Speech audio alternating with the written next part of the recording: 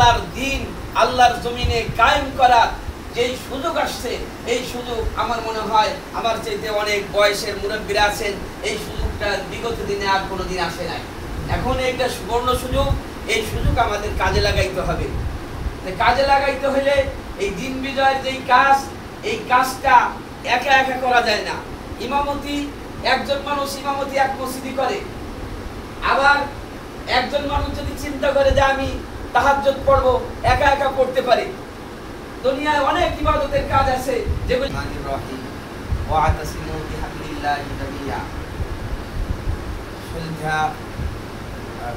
ইউনিয়নের বিভিন্ন ওয়ার্ড থেকে আগত দিন বিজয়ের কাফেলার সংগ্রামী সাথী বন্ধু, দীর্ঘ সময় পর্যন্ত আমরা হযরত উলামায়ে কেরামের জবান থেকে অত্যন্ত মূল্যবান দিক নির্দেশনামূলক কথা শুনতেছিলাম, এবং আমরাও আসার অনেক আগে থেকে আপনারা এখানে অবস্থান করতেছেন। আমাদের আসতে একটু দেরি হয়ে গেছে, এজন্য সর্বপ্রথম আমি দুঃখ প্রকাশ করছি, এবং আপনারা বিভিন্ন স্থান থেকে এখানে আমাদের ডাকে সাড়া দিয়ে এসেছেন, এজন্য আপনাদেরকে আন্তরিক শুভেচ্ছা এবং মোবারকবাদ জানাচ্ছি। প্রিয় সাথী ও বন্ধু, আমরা এখানে উপস্থিত হয়েছি আল্লামা মামুনুল হক সাহেবের দিন বিজয়ের কাফেলা, দিন বিজয়ের আন্দোলন বাংলাদেশ খিলাফত মজলিসকে সারা বাংলাদেশের আনাচে কানাচে, গ্রাম মহল্লায়, ইউনিয়ন ওয়ার্ডে ওয়ার্ডে যাতে করে এই দিনের দাওয়াত, দিন বিজয়ের কাফেলার দাওয়াত পৌঁছে দেওয়া যায়, তারই লক্ষ্যে আমরা এখানে উপস্থিত হয়েছি, সমবেত হয়েছি। আমরা আসলে কথা লম্বা করার তো সময় নেই এখন। দেখেন, সবাই আমরা ইমাম বা উলামায়ে কেরাম অধিকাংশ। দিনের যে কাজ, মূল কাজ হলো চারটা। একটা হলো তালিমে দিন, তাবলীগে দিন, তাজকিয়ায়ে দিন, তাকলিদে দিন। তালিমে দিন মাদ্রাসা মসজিদে হইতেছে, তাজকিয়ায়ে দিন খানকায় হইতেছে, তাবলীগে দিন দাওয়াতে তাবলীগের নামে সারা দেশে চলছে। কিন্তু সর্বশেষ যেই তাকলিদে দিন, দিন বিজয়ের যেই কাজ, এই কাজ থেকে বিশেষ করে বাংলাদেশের উলামায়ে কেরাম, ধর্মপ্রাণ মুসলমানরা পিছিয়ে আছে। আর এই 4 নম্বর তাকলিবে দিন যদি না হয়, দিন বিজয় যদি না হয়, তাহলে এর আগে যে 3টা স্টেপ আছে, এগুলো আস্তে আস্তে নরমাল হয়ে যাবে, এগুলো বন্ধ হয়ে যাওয়ার উপক্রম হবে। এই জন্যে এই 54 বছর বাংলাদেশের, এই 54 বছরে এই মুহূর্তে যে সুযোগটা আসছে দিন বিজয়ের এবং আল্লাহর দিন আল্লাহর জমিনে কায়েম করার যেই সুযোগ আসছে, এই সুযোগ আমার মনে হয় আমার চাইতে অনেক বয়সের মুরব্বীরা আছেন, এই সুযোগটা বিগত দিনে আর কোনোদিন আসে নাই। এখন একটা সুবর্ণ সুযোগ, এই সুযোগ আমাদের কাজে লাগাইতে হবে।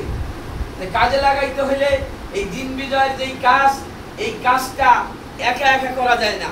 ইমামতি, একজন মানুষ ইমামতি এক মসজিদে করে, আবার একজন মানুষ যদি চিন্তা করে যে আমি তাহাজ্জুদ পড়বো, একা একা পড়তে পারে। দুনিয়ায় অনেক ইবাদতের কাজ আছে যেগুলো একা একা করা যায়, কিন্তু এই দিন বিজয়ের কাজ, তাকলিবে দিন, এটা একা একা করা যায় না। এটার জন্য সংঘবদ্ধ হইতে হয়, সংঘবদ্ধ হইয়া এই কাজ করতে হয়। এই কাজেরও 4টে সিস্টেম আছে, 4টে নিয়ম আছে। একটা হলো দাওয়াতে মজলিস, 2 নম্বর হলো হালকায়ে তালিম, 3 নম্বর হলো ইজতিমাই মজলিস, 4 নম্বর হলো ইসলাহি মজলিস। 1 নম্বর দাওয়াতি মজলিস, আমরা কয়েকজন একত্রিত হইয়া দিনের দাওয়াত দিলাম, কাউকে বুঝাইলাম দিন বিজয়ের জন্য কাজটা এইভাবে এইভাবে করতে হবে, এটার নাম হলো দাওয়াতি মজলিস। হালকায়ে তালিম, কয়েকজন একত্রিত হইয়া আমরা এর পরামর্শটা করলাম যে এই দাওয়াতটা কিভাবে পৌঁছানো যায়, এই কাজটা কিভাবে করা যায়, এই ফিকিরটা করলাম, এটার নাম হলো হালকায়ে তালিম। 3 নম্বর হইল ইজতিমাই দাওয়াত। আমরা বড় আকারে বড় সড়ো একটা মজলিস কইরা আমরা একটা দাওয়াতের ব্যবস্থা করলাম, এটার নাম হলো ইজতিমাই দাওয়াত। আর মাসে একবার কমপক্ষে কাজ করতে হবে, সেটা হলো ইসলাহি মজলিস। আমরা যারা সবাই একত্রিত হব, হক্কানি কোন উলামায়ে কেরামকে সাথে নিয়ে তার নসিহত, তার দিক নির্দেশনা শুনে আমরা এই কাজের দিকে, সামনের দিকে অগ্রসর হব। এই 4টে কাজ এই বাংলাদেশ খিলাফত মজলিসের যে গঠনতন্ত্র ওখানে আছে, আপনারা দেখবেন যাদের কাছে আছে, যে সপ্তাহে এই 4টে কাজ করতে হবে। এই কাজ যদি এভাবে আমরা করতে পারি নিয়মতান্ত্রিক ভাবে, তাহলে একদিন দেখা যাবে যে বাংলাদেশে আপনি আপনার এই প্রচেষ্টায়, আপনার এই মেহনতে হাজার হাজার লক্ষ লক্ষ এই কর্মী তৈরি হয়ে গেছে। আর যখন কর্মী তৈরি হয়ে যাবে, দিন বুঝার লোক হয়ে যাবে, দিন মানার লোক হয়ে যাবে, তখন এদেশে ইসলামী হুকুমত কায়েম করা সহজ হয়ে যাবে। আর এই মুহূর্তে যে অবস্থা আছে, যদি আপনি পুরা সংসদ ভবন আপনার দখলেও চলে আসে, কিন্তু আপনি সারা দেশে দিন বিজয় করতে পারবেন না। তার কারণ মানুষের মধ্যে এখন আপনি বুঝ দিতে পারেন নাই, মানুষ তৈরি করতে পারেন নাই, কর্মী তৈরি করতে পারেন নাই, দিন বিজয়ের যে সদস্য লাগবে সেইগুলো আপনি তৈরি করতে পারেন নাই। সংগ্রামী সাথী ও বন্ধুগণ, সময় কম, এই জন্য যেহেতু এই কাজ আমাদের সংঘবদ্ধভাবে করতে হবে, একা একা এই কাজ করা যায় না। এই জন্যই আপনাদেরকে বিভিন্ন ওয়ার্ড থেকে আমরা এখানে আপনাদেরকে ডেকেছি। তো আমার একটা খেয়াল যে আজকে আমরা একটা কমিটি করব, যেই কমিটির মধ্যে সব ওয়ার্ডেরই কি থাকবে, একজন দুজন করে লোক থাকবে। এবং এইখান থেকে যেই কমিটি হয়ে যাবে, আমার কথা শুনে নাই, এইখান থেকে যেই কমিটি হয়ে যাবে, এরা এদের প্রত্যেকের ওয়ার্ডে ওয়ার্ডে এভাবে জমায়েত করে তারাও একটা কমিটি করবে। যেখানে যেখানে যদি আমাদের প্রয়োজন হয় যে না আপনারা ওখান থেকে আসলে ভালো হয়, আপনারা ব্যবস্থা করবেন মুয়াফিক সময়। ইনশাআল্লাহ আমরা নগরকান্দা থানার বাইরে তো না, যে কোনো জায়গায় হোক, জোহরের পরে হোক, আসরের পরে হোক, মাগরিবের পরে হোক, ইশার পরে হোক, আমরা এভাবেই কাজ করতেছি। গত শুক্রবার আপনাদের এখান থেকে আমরা চৌমুখা গেছি, চৌমুখা যাওয়ার আগে গুড়াল গেছি, গুড়াল দুটো প্রোগ্রাম করছি, এরপরে ওখান থেকে এসে নগরকান্দা একটা প্রোগ্রাম করছি, আপনাদের এখানে আসছি, চৌমুখার থেকে প্রোগ্রাম সাইরা এরপরে এসব নামাজ পড়ে রাত 10টায় বাসায় গেছি। কাজেই এই কাজ আমরা হাতে নিছি, এই কাজ আমরা করব। আপনাদের সহযোগিতা, আপনারাও আমাদের মতো আমরা যেভাবে করতেছি এর থেকে আর ভালোভাবে আপনারা পারবেন। আপনারা আমাদের সহযোগিতা করেন, ইনশাআল্লাহ। আল্লামা মামুনুল হক সাহেবের হাতকে মজবুত করেন, আল্লামা মামুনুল হক সাহেবের এই আন্দোলনে আপনার শরীক হন। ইনশাআল্লাহ আমরা থাকবো না, কিন্তু এই বাংলার জমিনে একদিন দেখবেন দিন বিজয় হয়ে গেছে ইনশাআল্লাহ। তো আমরা এই কাজের সাথে সকলে জুড়ে মিলে থাকার জন্য তৈরি আছি ইনশাআল্লাহ। ইনশাআল্লাহ সবাই তো এই কাজ করবো ইনশাআল্লাহ।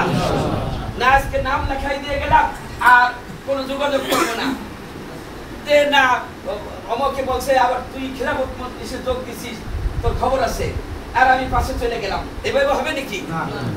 আরে আমরা তো পূর্বপারে থাকি, বিএনপির যত বড় বড় নেতা সব তো আমাদের আশপাশ দিয়ে থাকে, আমাদের আশপাশ দিয়ে থাকে না? যারা পুরো নগরকান্দার বিএনপির চালায় না, খালি বিএনপির জন্ম দিছে যারা, তারা তো ওইখান দিয়ে। আমরা কারোর সঙ্গে ঝগড়া করব, দিনের কাজে কোনো ঝগড়া নাই। নবী করিম সাল্লাল্লাহু আলাইহি ওয়াসাল্লাম কিন্তু ঝগড়া করে কি করেন নাই, দিন বিজয় করেন নাই, আখলাকের মাধ্যমে দিন বিজয় করছেন। তবে অন্যায় কথা বললে ছাড় দেন নাই। অন্যায় কথা যদি কেউ বলছে, ন্যায়ের বিরুদ্ধে যদি কেউ বলছে, কি করেন নাই, ছাড় দেন নাই। খুজামা গোত্রের সম্ভবত যে এক মহিলা চুরি করছে, নবী করিম সাল্লাল্লাহু আলাইহি ওয়াসাল্লাম ফয়সালা করেছেন যে এই মহিলার হাত কেটে দিতে হবে। আসারিকু আসারিকাতু ফাকতাউ আইদিয়াহুমা, চুরি করলে তার হাত কেটে দিতে হয়। সবাই চিন্তা করতে সাহাবায়ে کرام যদি এই মহিলার হাত কেটে দেয় তাহলে এই গোত্রের সাথে তো ঝামেলা বেঁধে যাবে, সমস্যা হয়ে যাবে। কি করা যায়? কে বলবে এই কথা নবী করিম সাল্লাল্লাহু আলাইহি ওয়াসাল্লামের কাছে যাইয়া? সবাই বুদ্ধি করছে যে উসামা নবী করিম সাল্লাল্লাহু আলাইহি ওয়াসাল্লামের সাথে ভালো সম্পর্ক, উনাকে বলে দিলি, উনি যদি যাইয়া কানে কানে বলে হুজুরে, তাহলে হুজুর মাইনে নিতে হবে।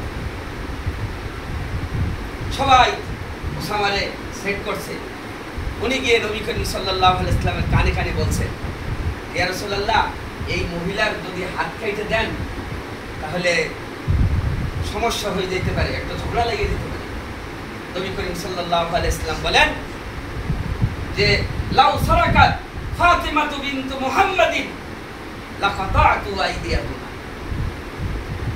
আরে আমার মেয়ে ফাতেমাও যদি চুরি করত তাহলে আমি হাত কেটে দিতাম। তাহলে যেখানে কঠোর হওয়ার সেখানে হয়েছে, কিন্তু যেখানে নরম হওয়ার সেখানে কি হয়েছে? নরম হয়েছে। এক সাহাবী চাদর ধরে টান দিছে, মুহাম্মদ কিছু দরকার, কিছু তোমার বাইতুল মাল থেকে আমাকে কিছু দাও। নবী করিম সাল্লাল্লাহু আলাইহি ওয়াসাল্লামের চাদরের টানে ঘাড়ের এখানে শুলে গেছে। রাগ হন নাই, ফিরে তাকাইছেন, কি বাবা আমি কয়েকদিন যাবত না খাইয়ে রয়েছি, তোমার বাইতুল মাল থেকে আমাকে কিছু দাও। বাইতুল মাল থেকে কিছু নিতে হলে কি চাদর টান দেয়া এখানে শুনে ফেলাইতে হবে নাকি? রাগ হন নাই জন্য করছে। তো আমাদের আখলাক দিয়ে কি করতে হবে, এই কাজ করতে হবে। তো বারবারই কি আসতেছে, ঘড়ির কাঁটা সামনের দিকে অগ্রসর হয়ে যাচ্ছে, বেশি অগ্রসর হব না, কথা এখানেই শেষ। মূল কথা যেটা, যে আমাদের যে কমিটিটা, আগে একটা কমিটি ছিল, তো এইখানে আমরা যারা আসছি সব ইউনিয়নের ওয়ার্ডের লোক এখানে নাই। তো আমার খেয়াল আর কি দিতেছে, আপনারা বলবেন যে